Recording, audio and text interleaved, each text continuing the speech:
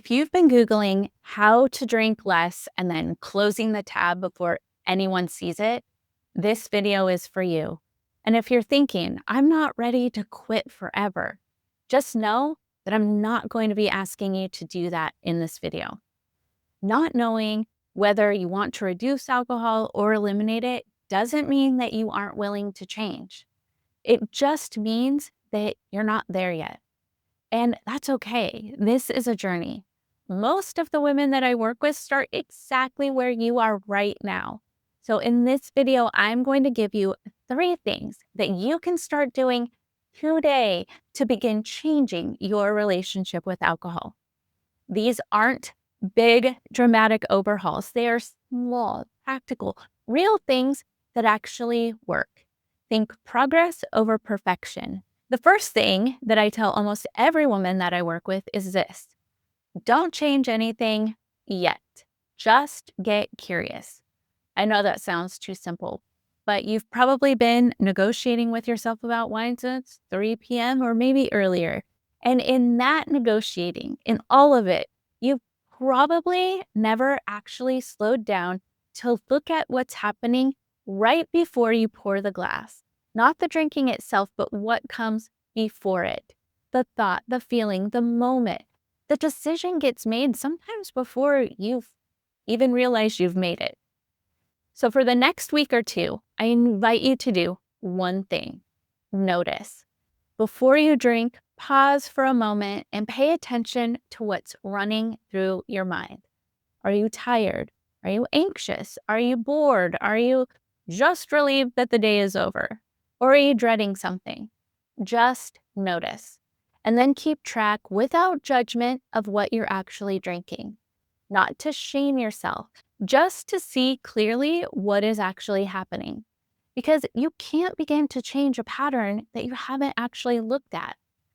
Most women are surprised by what they find when they pay attention, not because it's worse than they thought, but because it's more specific than they realized. There's usually a feeling driving it, a specific time, a specific trigger. And once you can see that, and I mean really see that, then you have something to work with. That's where change actually begins, not with a rule, but with awareness. Remember, progress over perfection. 1 week of noticing is far more powerful than a whole month of white-knuckling it. The second thing is what you're probably craving at 5 p.m. is not the wine. It's the signal. It's the moment that tells your brain and your body that the day is over. You can put it down now. You're allowed to rest. Your nervous system genuinely needs that moment. The problem is not that you want to exhale at the end of the day. The problem is that wine has become the only thing that sends that signal. So you replace it, not with deprivation, with something that you actually look forward to. Some of the women that I work with make a cup of tea and sit down with a piece of dark chocolate. Others pour sparkling water into a pretty glass with a twist of lime. Others go for a walk after dinner, or pull out a puzzle, or tuck themselves into bed early with a good book. Things that they used to love before wine quietly crowded them out. Because here's what I've noticed with the women that I coach. Alcohol has a way of becoming the entire evening. And when it's gone, there's suddenly this space. And women who do best in that space are the ones who plan something to fill it, not to distract themselves from the craving, but because they rediscovered that there are things that actually bring them joy, real pleasure, not the kind that wears off in 20 minutes, the kind that leaves them feeling genuinely good the next morning and get a good night's sleep. So before your evening starts, plan something. One small thing you'll actually look forward to. Something that has nothing to do with wine. And watch what happens over time. Now, there's one part of this that a pretty glass of sparkling water can't fix. And I want to talk about that as well, because it's not something a lot of people talk about. When you start pulling back from wine, you can start to feel a little left out, a little lonely, separate from the women around you who are all still drinking, a little like you're missing something. And that feeling is real because wine culture didn't just sell you a drink, it sold you belonging. The feeling of being part of a community of women who are all in this together, who deserve a reward at the end of a long day. Women who just get it. And that need, the need to belong, to be seen, to be part of something, that is not a weakness. That is one of the most human things about you. Sparkling water doesn't fix that, but finding your people does. Women who are on the same journey, women who get it without needing a glass of wine in their hand to prove it. And that's exactly what my Sacred Sobriety Lab is. It's a community of Catholic women doing this work together, observing without judgment, getting curious instead of beating themselves up, using their faith as a foundation instead of a rule system, and doing it together so no one has to feel left out or alone in it.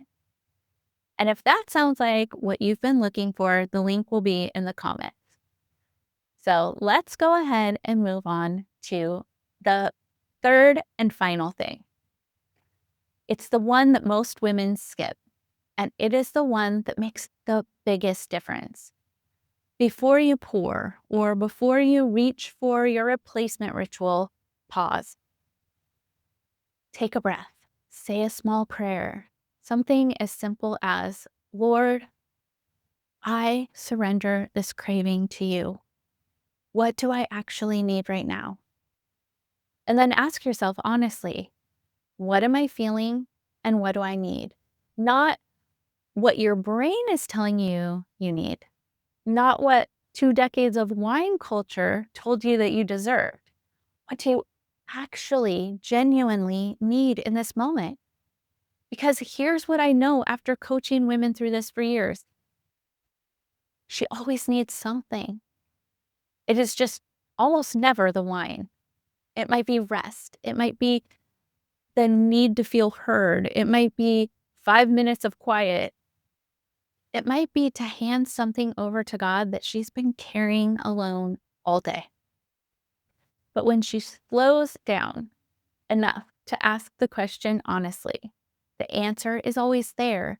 And when she brings God into that moment, even briefly, even imperfectly, something shifts. Not because she suddenly has more willpower, because she is no longer trying to manage this alone. And that is the difference between white-knuckling and actual freedom. White-knuckling is gritting your teeth and getting through the evening. Freedom is you standing in your kitchen at 5 p.m., taking a breath, asking God what you actually need, and letting Him into the answer. That is available to you right now, tonight. So here is where I want you to start this week. First, for the next week or two, just notice. Pay attention to the thoughts and the feelings that come right before you drink. Keep on track of what you're actually drinking without judgment, just to see it clearly. Don't stress about changing anything yet unless you want to, just observe. Next is to build one intentional transition ritual into your day. Something warm, something special, and something that tells your nervous system the day is done and you're allowed to rest. And finally, before you pour anything, pause and pray and ask God what you actually need, not as a rule, but as a practice. You don't have to figure this all out on your own. You don't have to be ready to quit forever. It just means you're not there yet, and that's okay. Progress over perfection. Because the woman who gets curious almost always finds her way to freedom, not because she was strong enough, but because she was willing to look. If this video gave you something to work with, then I want you to watch the next one. You don't have to hit rock bottom to change your relationship with alcohol. Because now that you have something practical to start with tonight, I want to show you the last thing that is standing between you and actually doing something about this for good. I'll link it right here as soon as it's ready. And if you're ready to stop doing this alone, the Sacred Sobriety Lab is waiting for you. Real tools, real community, real freedom, rooted in your Catholic faith from the very beginning. Check out the link below, and I'll see you in the next video.